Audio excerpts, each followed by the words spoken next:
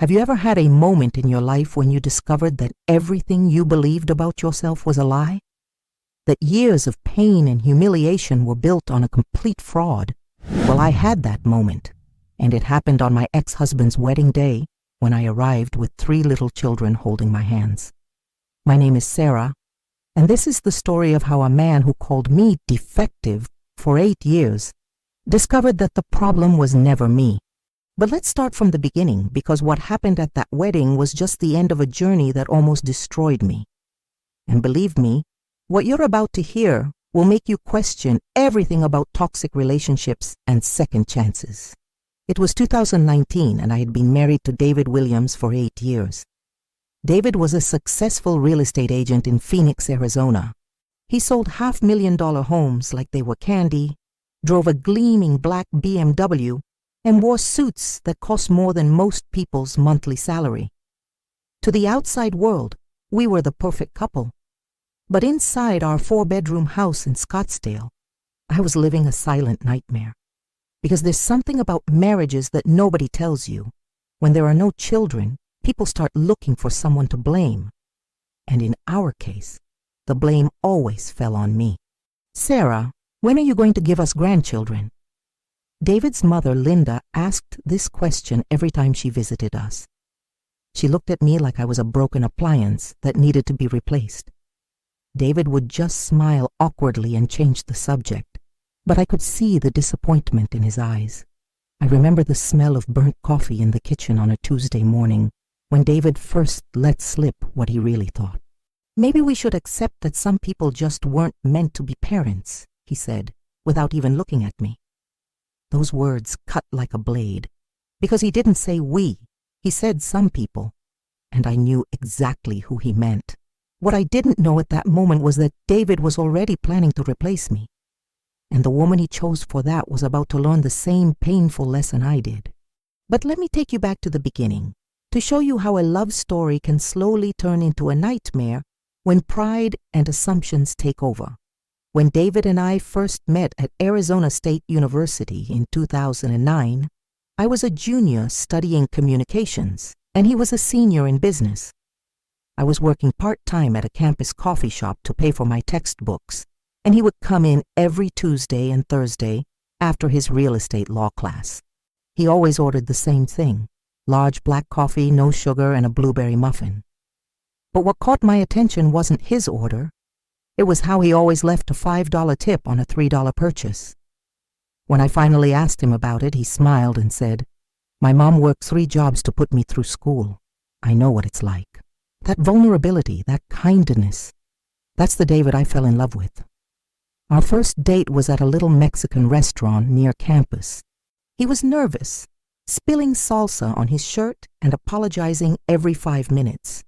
"I'm not usually this clumsy," he kept saying. I found it endearing.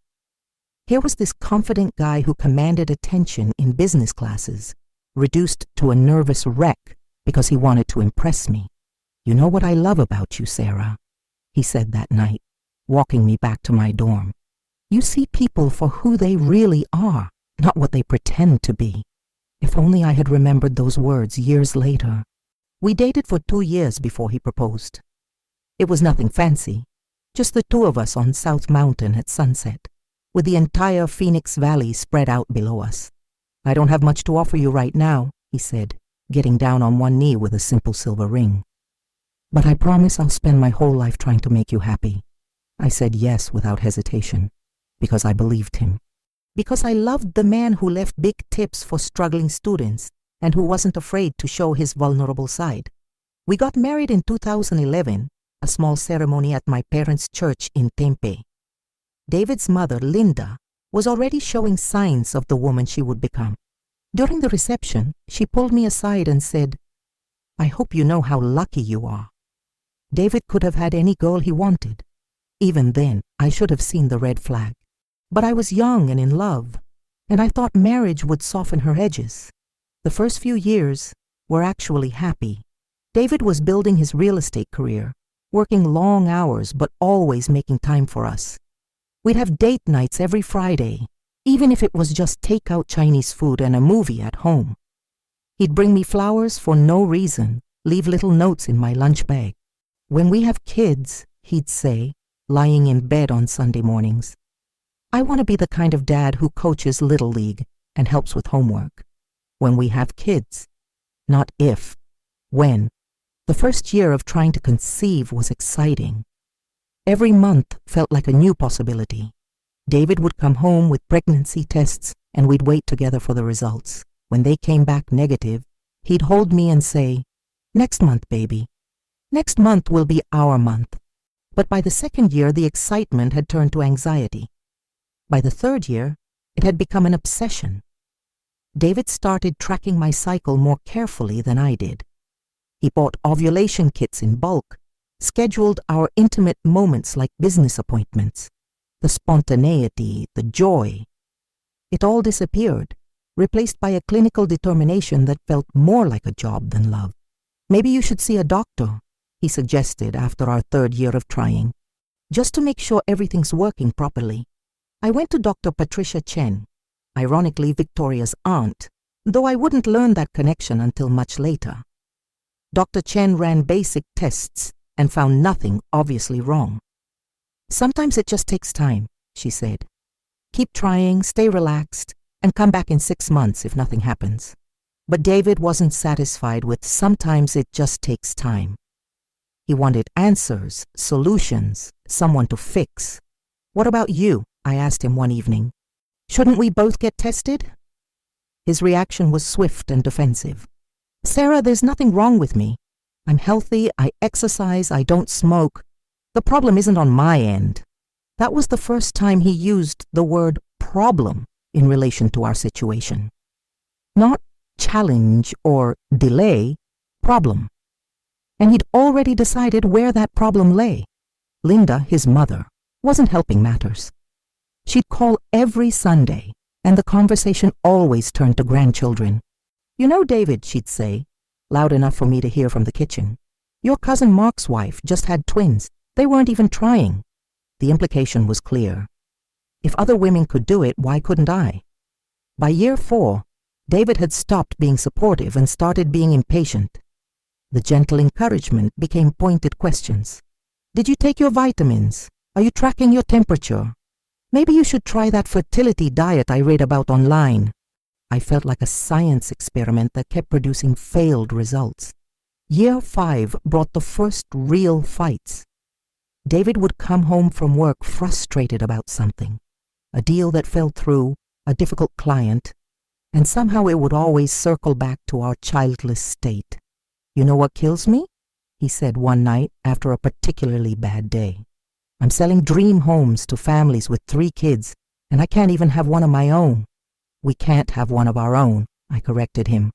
"Right," he said, but his tone suggested he didn't really believe it was a shared problem anymore. Year 6 was when I started noticing the changes in David's behavior. He became obsessed with success in other areas of his life, as if professional achievement could compensate for what he saw as personal failure. He started working longer hours, taking on more clients, pushing for bigger sales. The BMW was traded in for a Mercedes. The modest suits were replaced with designer ones. He joined the country club, started playing golf with wealthy clients, began talking about networking and building his brand. "Image matters in this business, Sarah," he'd say when I questioned the expensive purchases. "People want to work with someone who looks successful," but I could see what was really happening. David was building a fortress of external validation to protect himself from the internal disappointment of our childless marriage. The worst part was how he started treating me in public.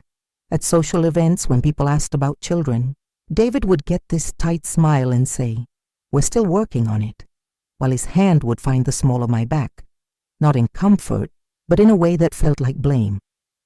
I remember one particularly painful evening at his company's annual party. We were talking to Tom and Jennifer, a couple who'd just announced their second pregnancy. Jennifer was glowing, talking about nursery themes and baby names, while Tom beamed with pride. "You two are next, right?" Jennifer asked innocently. David's jaw tightened. "We'll see," he said. Then after a pause that felt like an eternity, he added, "Some things are out of our control." The way he said our made it clear he meant Sarah's. That night, driving home in silence, I finally asked the question that had been building for months. Do you blame me? Blame you for what? For not getting pregnant. David was quiet for so long I thought he wasn't going to answer. Finally he said, I don't blame you, Sarah, but I can't pretend I'm not disappointed.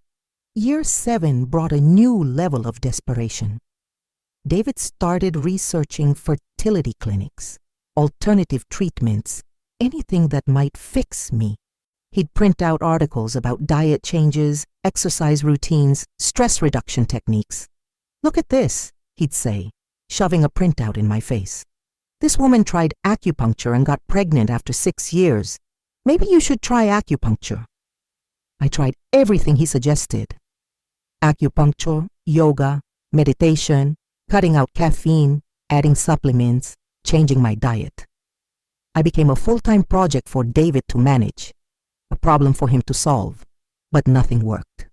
And with each failed month, each negative test, I could feel David pulling further away from me and deeper into his resentment.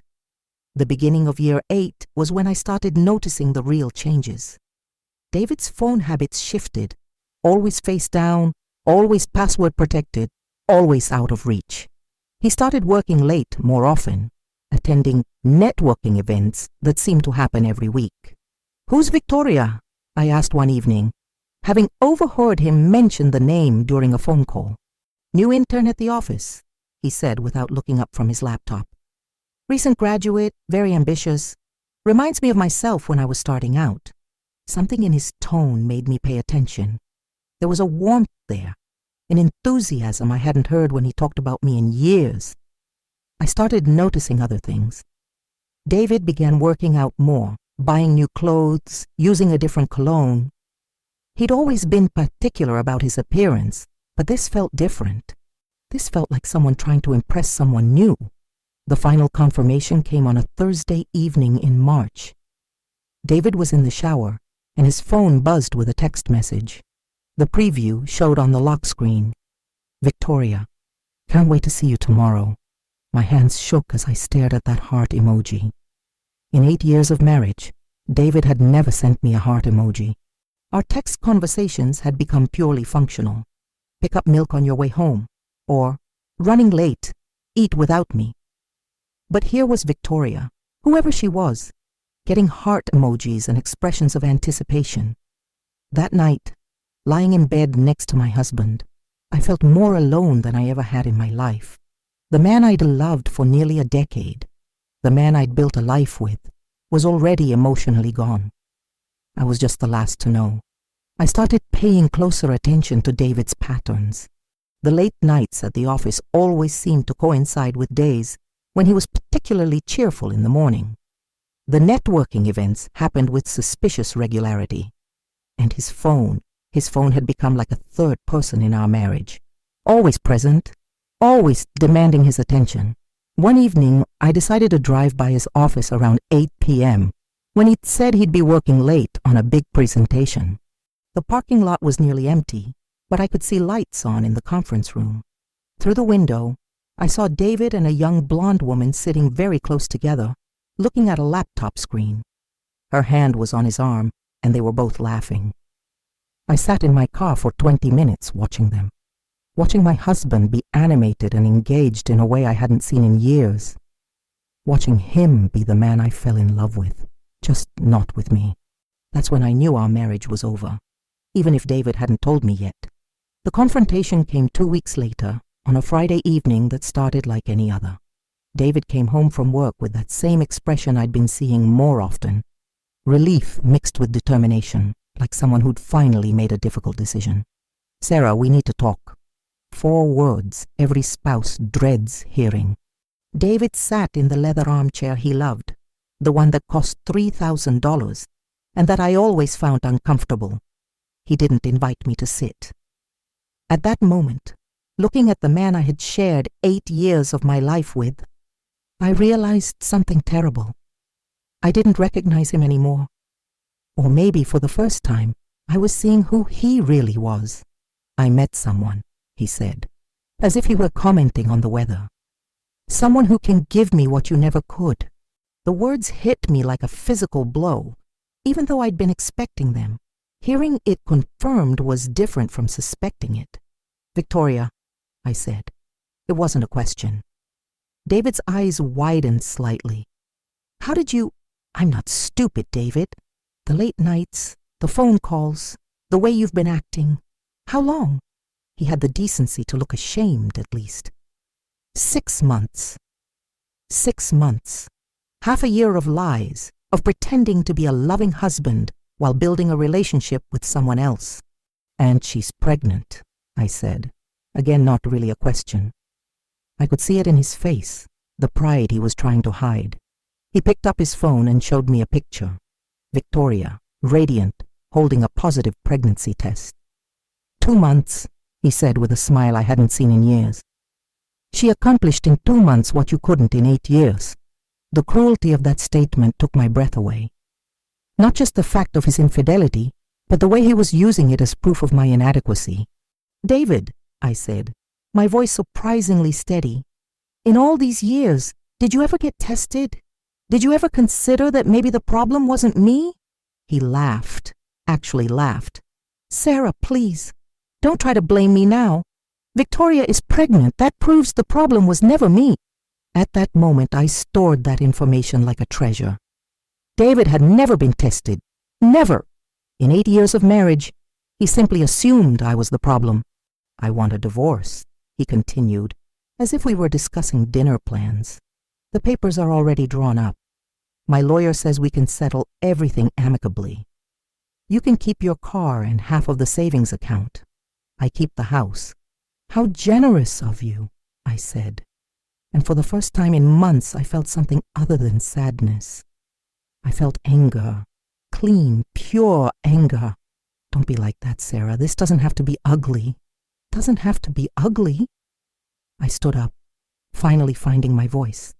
You've been cheating on me for 6 months. You've gotten another woman pregnant, and you're kicking me out of my own home. How exactly could this be uglier? You're being dramatic. We both know this marriage has been over for years.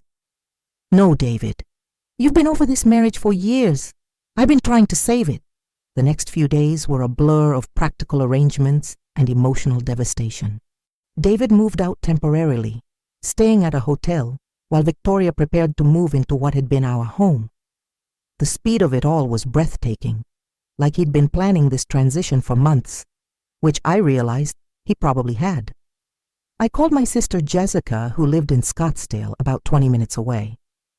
Jessica was 2 years older than me, a nurse at Phoenix Children's Hospital, and had never particularly liked David. I'm coming to get you, she said when I told her what happened. Pack whatever you need for a few days. We'll figure out the rest later. Jessica arrived an hour later with her husband Mark and their pickup truck. She took one look at my red eyes and puffy face and wrapped me in the kind of hug that only sisters can give. That bastard, she said, not bothering to lower her voice even though David was upstairs packing. I never trusted him, never. Jess, please, not now. No, Sarah. Now is exactly when we need to talk about this. You've been making excuses for him for years, and look where it got you. As we loaded my belongings into the truck, David came downstairs with a suitcase. He had the grace to look uncomfortable, at least. Sarah, I hope you know this isn't personal. We just want different things. Jessica stepped between us before I could respond. Different things? She wanted a husband who honored his vows. You wanted to screw around with college girls. Yeah, I can see how those are incompatible. Jessica, you don't understand the situation. I understand perfectly. You're a coward who couldn't handle a challenge, so you found someone easier. David's face reddened. This has nothing to do with easy. Victoria and I have a connection that Sarah and I never had. A connection? Jessica laughed bitterly. Is that what we're calling it? You have a connection with a 28-year-old who got pregnant immediately, which made you feel like a big man again. That's not connection, David. That's ego. I watched this exchange feeling strangely detached, like I was watching a movie about someone else's life. The man I'd loved for nearly a decade was standing in our living room defending his affair to my sister, while his pregnant girlfriend waited for him to come home. How had we gotten here? "Come on, Sarah," Jessica said, taking my arm. "Let's go." As we drove away from the house I'd called home for 6 years, I turned back to see David standing in the doorway watching us leave. For just a moment, he looked uncertain, almost regretful. But then his phone buzzed, and I saw him smile as he read the message. Victoria, no doubt, wondering where he was. And just like that, any doubt I had about leaving disappeared. Jessica's house was a sanctuary. She and Mark had been married for 12 years and had 2 kids, Emma 10 and Jake 8. Their home was everything mine hadn't been.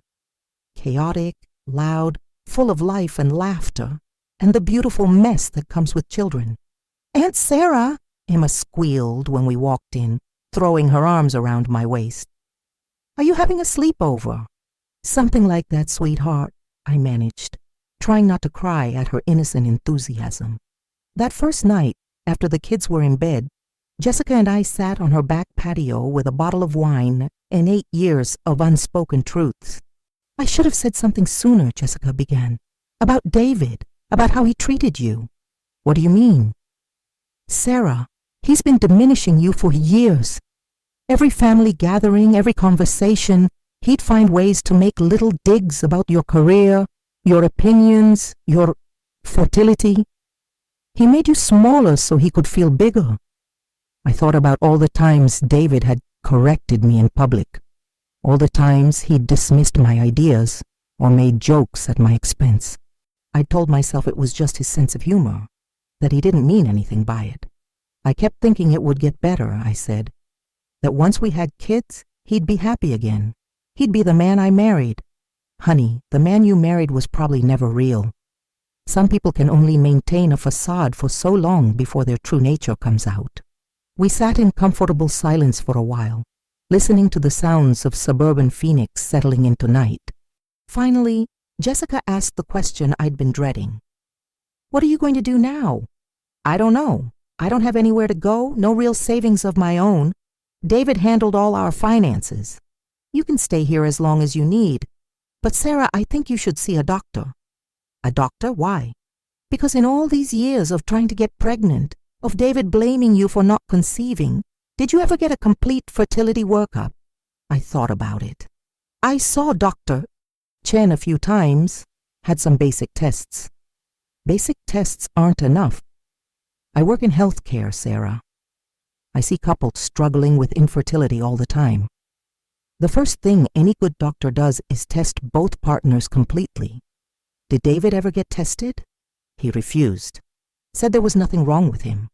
Jessica's expression darkened. "Of course he did. Sarah, I want you to see Dr. Martinez at Desert Medical Center. He's the best reproductive endocrinologist in Phoenix. Let's find out once and for all what's really going on." That night, lying in Jessica's guest room, I stared at the ceiling and thought about 8 years of assuming I was broken. 8 years of taking the blame, of feeling inadequate, of believing that my body had failed me. What if it hadn't? What if David's refusal to get tested wasn't about confidence in his own health, but about fear of what those tests might reveal? For the first time in months, I felt a tiny spark of something that might have been hope. The appointment with Dr. Martinez was scheduled for the following Thursday. Jessica took the day off work to come with me, which I was grateful for. I'd spent so many years going to medical appointments alone while David was too busy with work. Dr. Martinez was a kind man in his 50s, with gentle eyes and a calm demeanor that immediately put me at ease. His office was warm and welcoming, with family photos on his desk and soft lighting that felt more like a living room than a medical facility. "Tell me about your history," he said, settling back in his chair with my file. I told him everything. The 8 years of trying the basic tests with Dr. Chen, David's refusal to be examined, the constant blame and pressure I'd lived under. Dr. Martinez listened without interrupting, occasionally making notes. When I finished, he was quiet for a moment. "Sarah, I want to run a comprehensive panel of tests. blood work to check your hormone levels, an ultrasound to examine your reproductive organs, a hysterosalpingogram to check your fallopian tubes, and several other assessments. We're going to get a complete picture of your reproductive health. And if something is wrong, then we'll deal with it. But Sarah, from what you've told me, I have a strong suspicion that you're going to be just fine. The tests took most of the morning. Some were uncomfortable, but Dr. Martinez and his staff were incredibly gentle and supportive. Jessica held my hand through the procedures that allowed it, and for the first time in years, I felt like I had advocates in my corner. We'll have results in a week, Dr. Martinez said as we prepared to leave. But Sarah, I want you to know something. Regardless of what these tests show, none of this is your fault. Infertility is a medical condition, not a personal failing. The way your husband treated you was unacceptable, regardless of the underlying cause. Those words meant more to me than he could have known. For 8 years, I'd carried the weight of our childlessness like a personal shame. To hear a medical professional say it wasn't my fault felt like absolution. The week of waiting was torture. Every day felt like a month. Jessica tried to keep me distracted with activities, shopping, movies, long walks in the desert.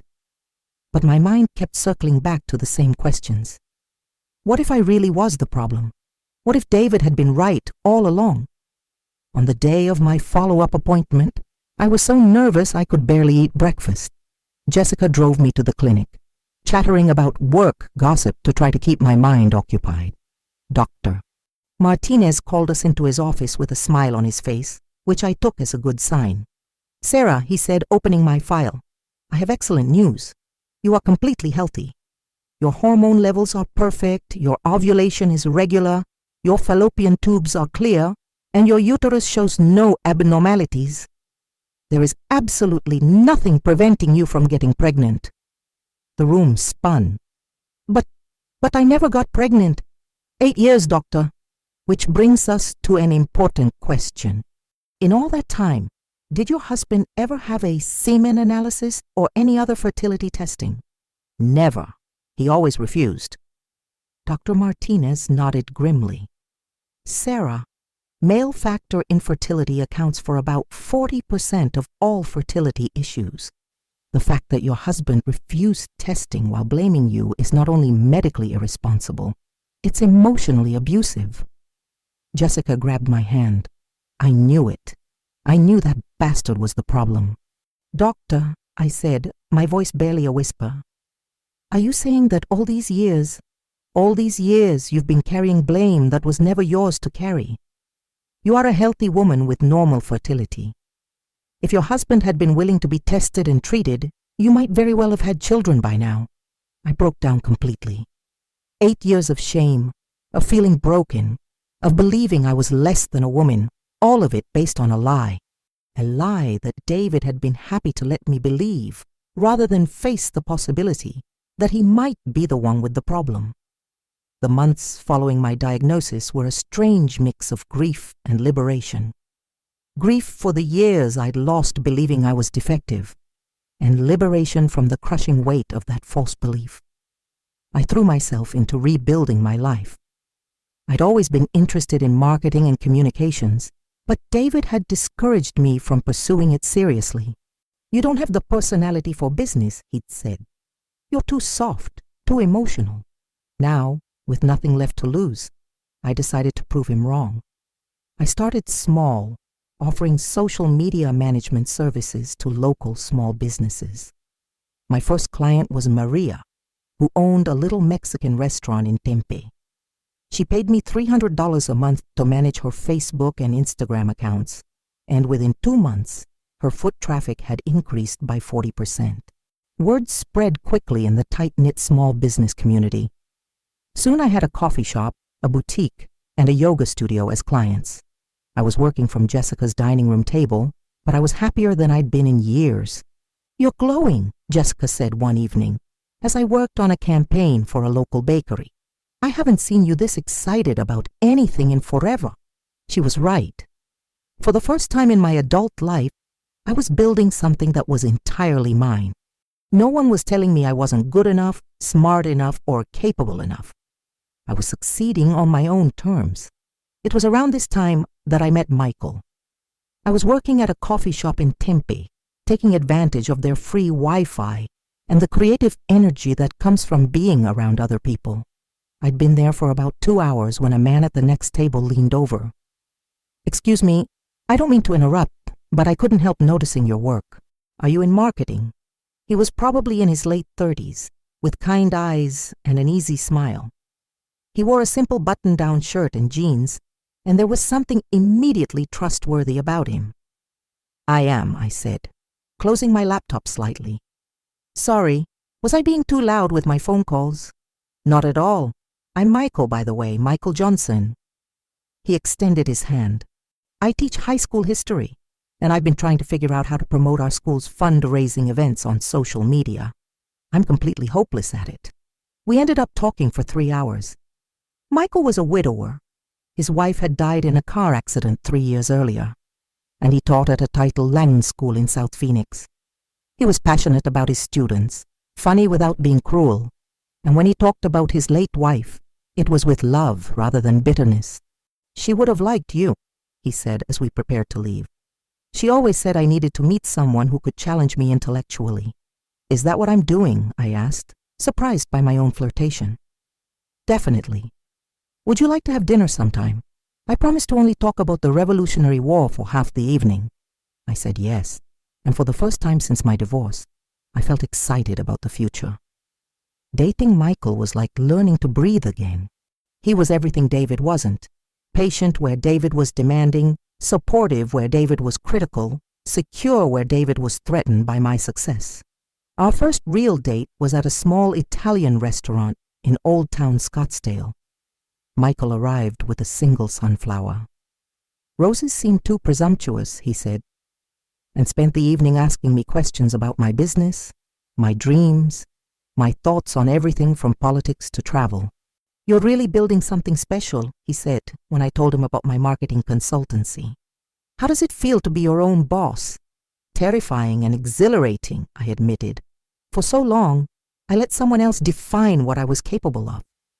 Now I'm finding out for myself." "And what are you finding out?" "That I'm stronger than I thought, smarter than I was told, more capable than I believed." Michael smiled. "I could have told you that within 5 minutes of meeting you." We dated for 6 months before he told me he loved me. We were hiking Camelback Mountain on a Saturday morning, and I was complaining about a particularly difficult client who kept changing his mind about his website design. "You know what I love about you?" Michael said, stopping on the trail to face me. "My endless patience with indecisive clients?" "No. I love that you never give up. I love that you see the best in people, even when they don't deserve it. I love that you've been through hell and came out stronger instead of bitter." He paused. "I love you, Sarah. All of you." I'd been waiting for those words, but hearing them still took my breath away. "I love you too," I said, and meant it completely. Michael proposed 8 months later on the same trail where he'd first said he loved me. It was simple and perfect, just the two of us, the desert sunrise, and a promise to build a life together based on honesty and mutual respect. "I know you've been hurt," he said, slipping the ring onto my finger. "I know you have reasons to be cautious. But Sarah, I want to spend the rest of my life proving to you that love doesn't have to hurt." We had a small wedding in Jessica's backyard 6 months later. Just family and close friends, with string lights in the trees and homemade food. It was everything my first wedding hadn't been: intimate, joyful, and completely authentic.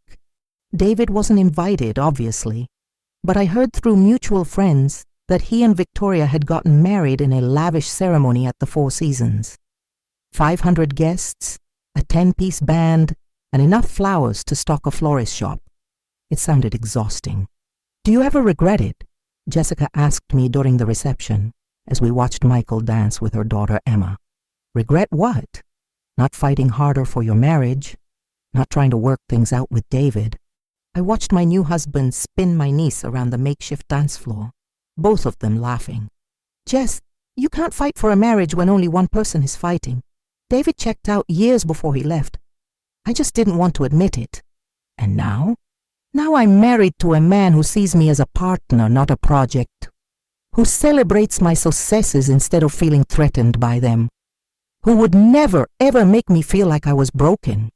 3 months after our wedding, I got the surprise of my life. I was in the bathroom getting ready for work when the nausea hit. It was sudden and overwhelming, sending me to my knees in front of the toilet. Michael heard me from the bedroom and came running. "Sarah, are you okay?" "I think I have food poisoning," I gasped. That sushi last night must have been off. But the nausea continued for 3 days. On the 4th morning, Jessica called to check on me. "Have you taken a pregnancy test?" she asked bluntly. "Jess, don't be ridiculous. I'm probably just stressed about the Henderson account. Sarah Elizabeth, go to the drugstore right now and buy a pregnancy test. I'll wait." I protested, but Jessica was insistent. An hour later, I was staring at 2 pink lines, my hands shaking so badly I could barely hold the test. "Michael!" I screamed from the bathroom. "Michael, come here right now." He burst through the door, probably expecting to find me collapsed on the floor. Instead, he found me sitting on the edge of the bathtub, crying and holding a pregnancy test. "Is that—" He couldn't finish the sentence. I nodded, unable to speak. Michael picked me up and spun me around the bathroom, both of us crying and laughing at the same time. "We're having a baby," he kept saying. "We're having a baby." The first ultrasound was scheduled for 8 weeks. Michael insisted on coming with me, holding my hand, as Dr. Martinez moved the probe across my belly. "There's the heartbeat," Dr. Martinez said, pointing to a flickering spot on the screen. Then he paused, moving the probe to a different angle. "Wait a minute." My heart stopped. "Is something wrong?" "Not wrong," he said with a growing smile. "Just more than we expected. Sarah, you're having triplets." The room went silent except for the sound of 3 tiny heartbeats echoing from the ultrasound machine. "Triplets?" Michael whispered. 3 babies, Dr. Martinez confirmed. "Congratulations. You're about to be very busy parents." I fainted, actually fainted, right there on the examination table. When I came to, Michael was holding my hand and crying. 3, he kept saying. 3 little miracles. The pregnancy was challenging but healthy. I was exhausted constantly, my body stretching to accommodate 3 growing babies. But every kick, every hiccup, every ultrasound image was a reminder that my body wasn't broken. It had never been broken. Ethan, Lucas, and Noah were born at 35 weeks, healthy and perfect. Holding them for the first time, I thought about all the years I'd believed I would never experience this moment, all the shame I'd carried, all the blame I'd accepted. "They're beautiful," Michael whispered, tears streaming down his face as he held Lucas. "Just like their mama." The boys were 2.5 when David's wedding invitation arrived. The envelope was thick and expensive, with my name written in elegant calligraphy.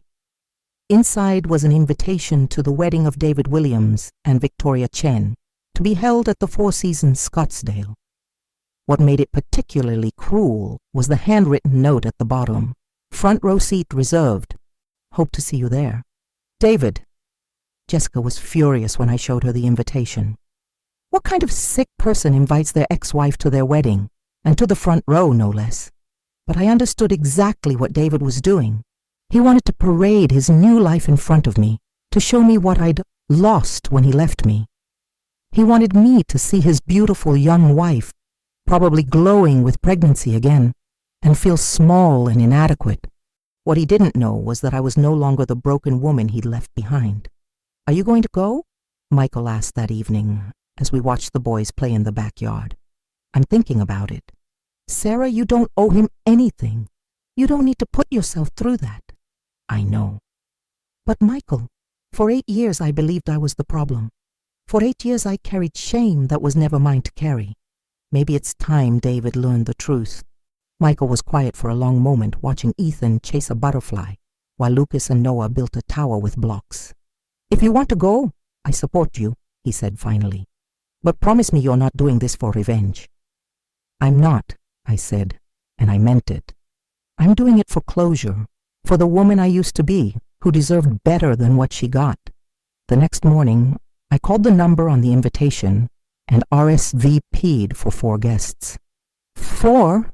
The wedding planner asked, confused. Yes, myself and my 3 children. There was a pause. I'm sorry. Children weren't mentioned on the invitation. Then you'd better mention it to David. Tell him Sarah Williams Johnson will be attending with her triplet sons. I hung up before she could respond. That afternoon, my phone rang. David's number. Sarah, what's this about you bringing children to my wedding? Hello, David. Yes, I'll be bringing my sons. Ethan, Lucas, and Noah. They're 2.5. Silence. Then, your sons. That's right. Turns out I wasn't the problem after all. Funny how that works. More silence. I could practically hear his brain trying to process this information. Sarah, I don't think it's appropriate for you to bring children to my wedding. Why not? You invited me to celebrate your new family. I thought I'd bring mine. This is my day. Mine and Victoria's. Of course it is. And I'm sure it will be beautiful. See you Saturday, David. I hung up, my heart pounding, but my conscience clear. The morning of David's wedding, I woke up feeling strangely calm. Michael made breakfast while I got the boys ready, dressing them in matching navy blue suits with bow ties that made them look like tiny gentlemen. Mama, why are we getting so dressed up? Ethan asked as I combed his hair. We're going to a party, sweetheart. A very important party. Will there be cake? Lucas wanted to know. Probably, but we're not staying for cake. I chose my outfit carefully. A coral dress that complemented my skin tone and made me feel confident, paired with heels that added just enough height to make me feel powerful.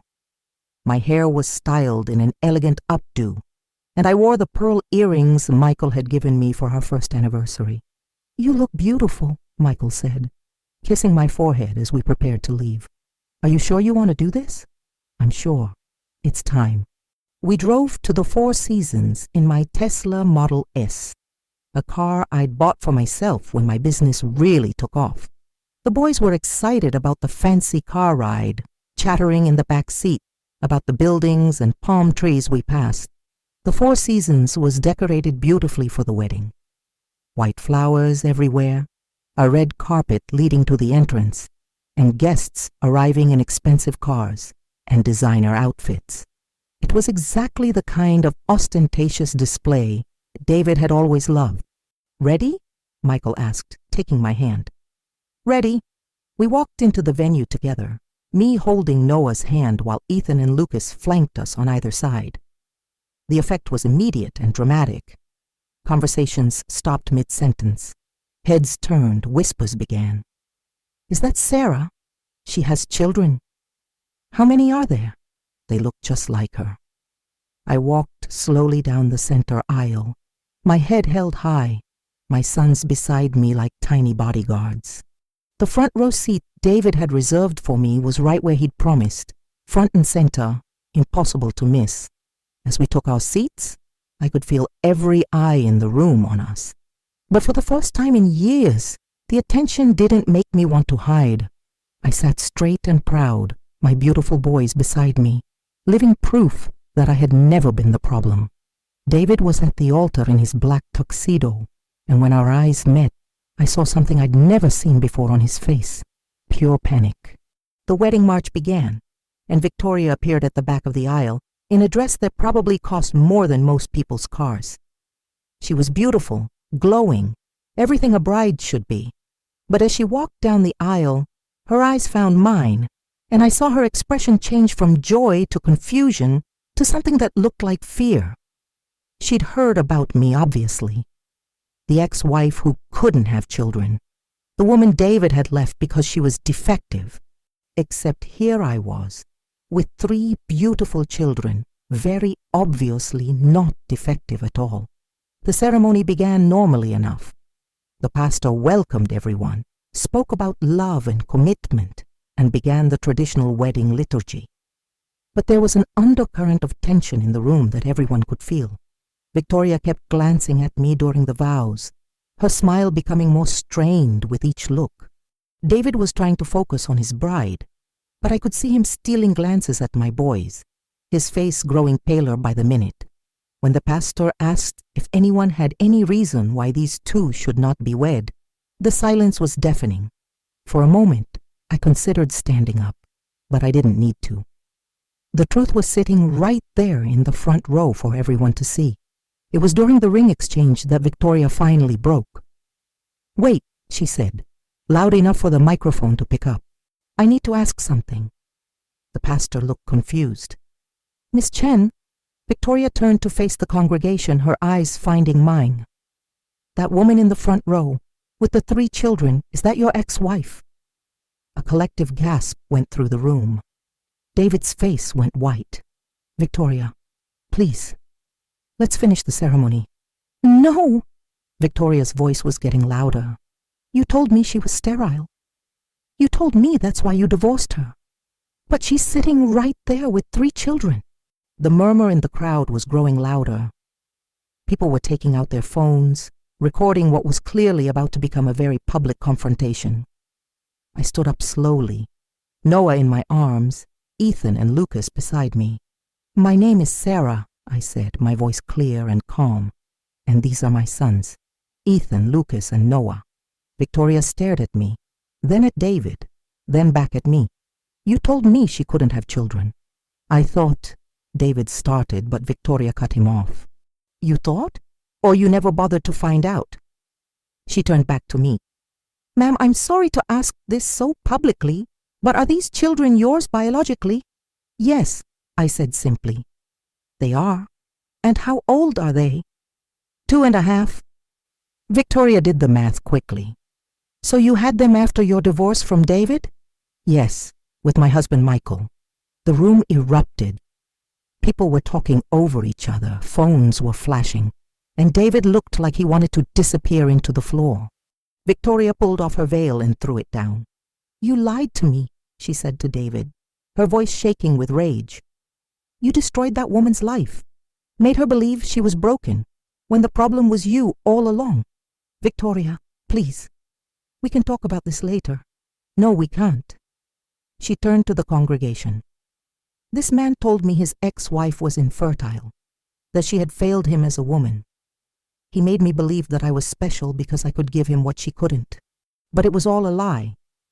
She looked at me again. "I'm so sorry. I had no idea." "It's not your fault," I said gently. "You were lied to, just like I was." Victoria nodded, tears streaming down her face. Then she turned back to David. "I can't marry you. I can't marry a man who would destroy an innocent woman to protect his own ego. I can't marry someone who lies so easily, so completely." And with that, she walked down the aisle and out of the church, leaving David standing alone at the altar. The room was in chaos. Guests were talking loudly, some were leaving, others were trying to get closer to see what would happen next. I gathered my boys and prepared to leave as well. I'd seen what I came to see. Justice had been served, not by me, but by the truth itself. As I walked back down the aisle, David called out to me, "Sarah, wait!" I turned back to him, this man who had once been my whole world, now standing alone in his expensive tuxedo, abandoned at his own wedding. "I'm sorry," he said, his voice barely audible over the chaos in the room. I looked at him for a long moment. This person who had caused me so much pain, who had made me believe I was less than whole. "I know you are," I said finally. "But David, sorry doesn't give me back those 8 years. Sorry doesn't undo the damage you did to my self-worth. Sorry doesn't erase the nights I cried myself to sleep believing I was broken." I shifted Noah to my other hip and took Ethan and Lucas by the hands. "But I forgive you anyway. Not for you, but for me. Because I refuse to carry your poison any longer." And with that, I walked out of David's life forever, my head held high, my children beside. I'm finally and completely free. Outside, Michael was waiting with a proud smile and tears in his eyes. "How do you feel?" he asked, wrapping us all in a group hug. "Free," I said, breathing in the desert air. Finally, completely free. 6 months later, David came to my house to apologize properly. He looked older, worn down by the public humiliation and the loss of Victoria. His real estate business had suffered, and he'd lost several high-profile clients who didn't want to be associated with the scandal. I invited him in, served him coffee, and listened as he took full responsibility for what he'd done. "I was wrong about everything," he said. "I let my pride and my fear make me into someone I don't recognize. I destroyed the best thing in my life because I was too cowardly to face the possibility that I might be the problem." "Yes, you did," I agreed. "But David, that's in the past now. I've moved on. I'm happy. My children are healthy and loved. I have a husband who sees me as an equal partner. I have a business that's thriving. Your actions hurt me, but they didn't destroy me." He nodded, tears in his eyes. "I'm glad." "You deserve all of that and more." After he left, Michael found me in the kitchen, watching our boys play in the backyard. "Any regrets?" he asked, wrapping his arms around me from behind. "None," I said, leaning back against his chest. "Everything that happened led me here, to this life, to you, to them. I wouldn't change a thing, and I meant it. Because sometimes the worst thing that happens to you turns out to be the best thing that could have happened. Sometimes you have to lose everything to find out who you really are. My name is Sarah, and this is the story of how I discovered that I was never broken. I was just with the wrong person, believing the wrong story about myself. The truth set me free. And freedom, it turns out, is the most beautiful thing of all. If this story touched your heart, I hope you'll share it with someone who needs to hear it, because everyone deserves to know their true worth. Everyone deserves to be loved for exactly who they are. Thank you for listening. Until next time.